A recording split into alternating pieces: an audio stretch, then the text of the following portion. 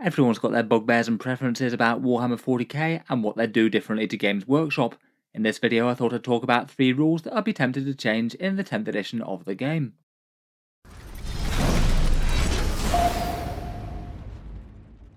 Hello and welcome back to Auspex Tactics, where today we're talking game design in Warhammer 40k and talking through a few rules that Games Workshop I think could perhaps do with shoring up in 10th edition for different reasons.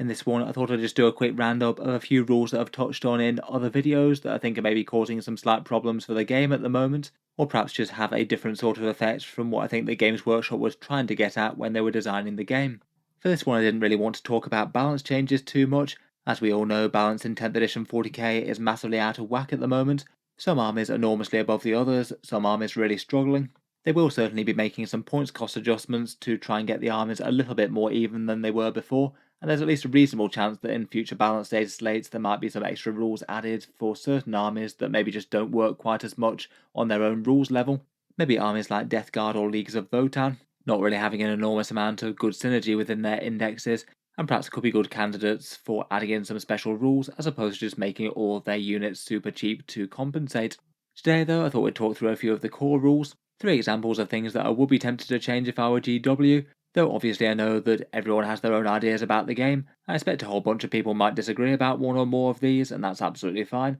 Let me know if you agree, disagree, or would do something different to these ideas and fixes, or any other similar style rules that you might be tempted to alter yourself if you had all the power.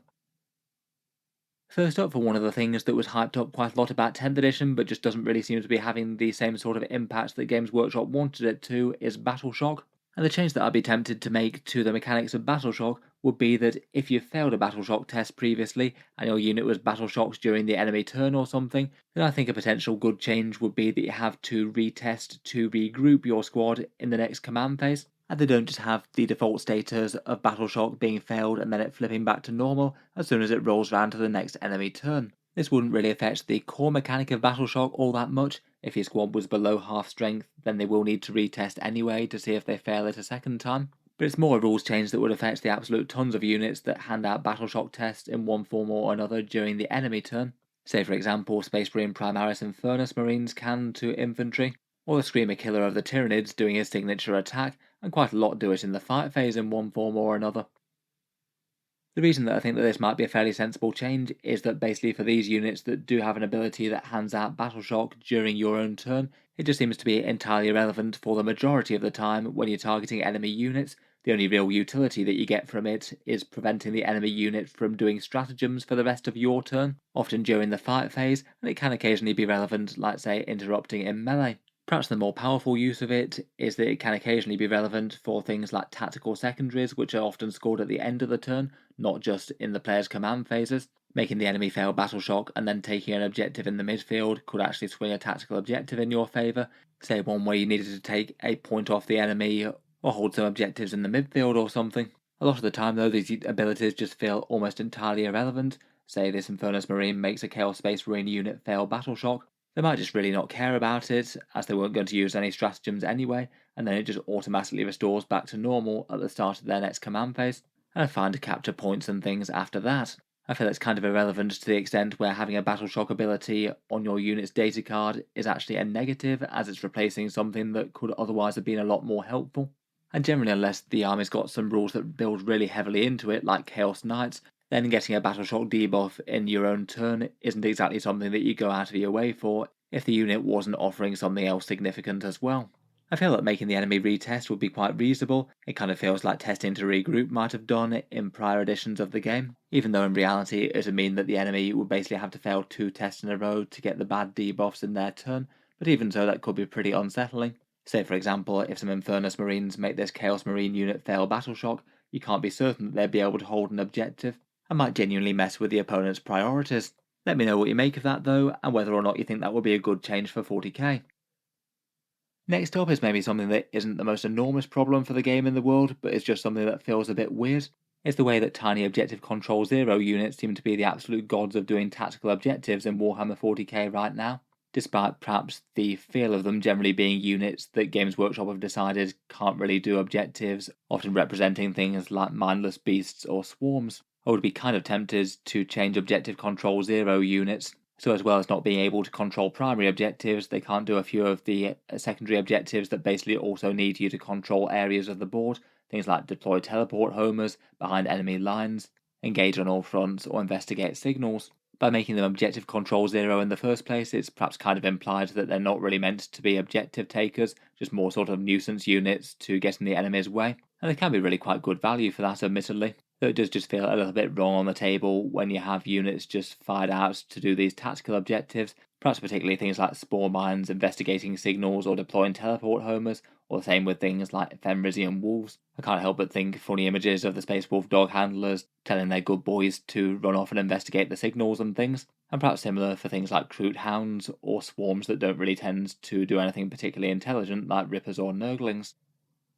I feel like it's just a bit strange that they're absolutely amazing for doing these little missions and actions and things. Perhaps the weirdest example being the spore mines that are fired out of a biovore. Tyranids just need a few cannons in the backfield and they can just hoover up all the tactical objective points in the world. Obviously, I've got nothing against Tyranids being strong or anything, and they probably need to help them out in other ways if they took that away from them. But I feel like it just doesn't really seem like the way that Tyranids should be strong in an ideal world. I have a feeling that there's at least a reasonable chance that Games Workshop could do something like that. They made a very similar change in 9th edition, making tiny units bad at doing things like engage on all fronts or doing the actions to retrieve data. That was at the point where loads of people were taking tiny units of servitors to do that sort of role, and I feel like perhaps this is a bit of a similar situation. Let me know your thoughts on that one though. I think it does have a few more negatives compared with positives compared with that Battle Shock change. I can't help but think if they did change this, then use of these objective control zeros would really drop off, as they're not really very good for damage or defense normally, even if they can still be interesting for doing things like screening and move blocking. Also, while it might not make sense for some units like Fenrisian wolves to be deploying teleport homers, for other things like Necron scarab swarms it perhaps seems a bit more reasonable, pre-programmed to go about and do the Tomb World's business and maintenance. In any case, let me know if you think that that change would be a good idea, and what the chances are of Games Workshop doing something to fix things like Tyranid spore mines if nothing else. Finally, another major change that I think about making to the 40k core rule set will be something I've mentioned a few times on the channel before now, but it's the weird interaction of towering units versus ruins with windows, and the change I'd be tempted to make is the ruins rule that allows you to obscure units that are firing from one side to the other. Then I'd say that towering units that are normally an exception to this rule can't draw a line of sight directly through any enclosed spaces in that ruin, anything that's entirely enclosed like the windows in this terrain piece here. This one, as I've said previously, is just kind of weirdly problematic for a lot of people's terrain sets, and it does seem that tournament organisers seem to agree with this, as it's a very commonly house-ruled thing in 40k tournaments that might have lots of terrain that does have windows in, that they're just counting them as fully enclosed for rules purposes, or at least doing so on the bottom floor of the ruins, so you can at least hide some things with and against knights.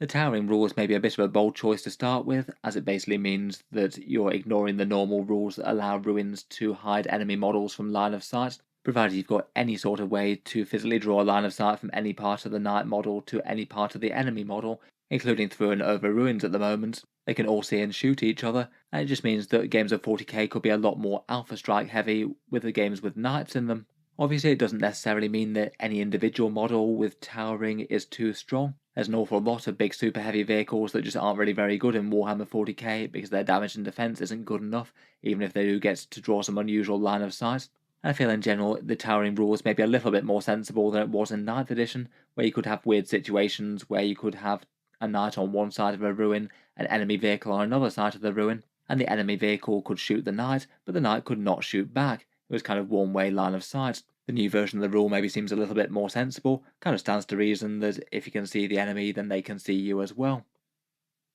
I've seen a fair bit of discussion from people who just really don't like the towering rule full stop and might want to see it removed from the game, but I feel like the Windows change is something that Games Workshop should probably do for just helping people use their own terrain that they've bought, as it basically has made Windows with a lot of ruins in for Warhammer 40k kind of unplayable if you're playing with or against these great big towering behemoths. If, say, a knight player is playing against an enemy army on a table that's got loads of ruins with windows in, against a lot of armies that might be quite heavy cover and you might not be able to see anything due to units hiding behind those ruins. With the towering rule though, it means that the entire table could literally be a shooting gallery, you might not be able to hide literally anything whatsoever. In reality, it might only affect a subset of games and on a subset of tables, and you could very easily either house rule things just within yourselves, as tournaments do, or simply use terrain that does actually physically block line of sight if it's important. For me, though, it feels like it just undermines the main reason for having these ruins that obscure line of sight, even if they don't physically, stopping just a massive first turn advantage and one army or the other getting shot off the table with extreme prejudice.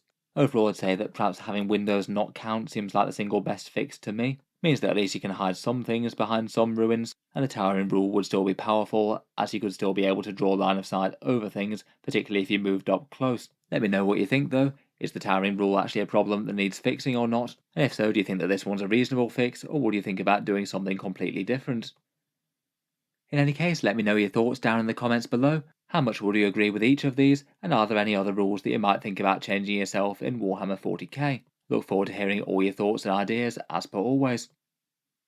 If you've enjoyed the video, then feel free to subscribe to Auspex Tactics, while certainly keep the regular 40k videos coming. I do tend to post new ones just about every day. Finally, if you have been enjoying the videos on the channel, I would just like to mention that Auspex Tactics does have a Patreon page as well, and you can find that linked in the video description if you'd like to help support. Channel patrons do get a fair few advantages, seeing certain videos early, regular votes to see what sort of things come next on the channel, and automatic entry into the regular prize giveaways with a chance to win some big model kits each month. If any of that sounds good to you, or you'd just like to help support, the link is down in the video description. In any case, an absolutely massive thank you for listening, and I'll hope to see you guys next time.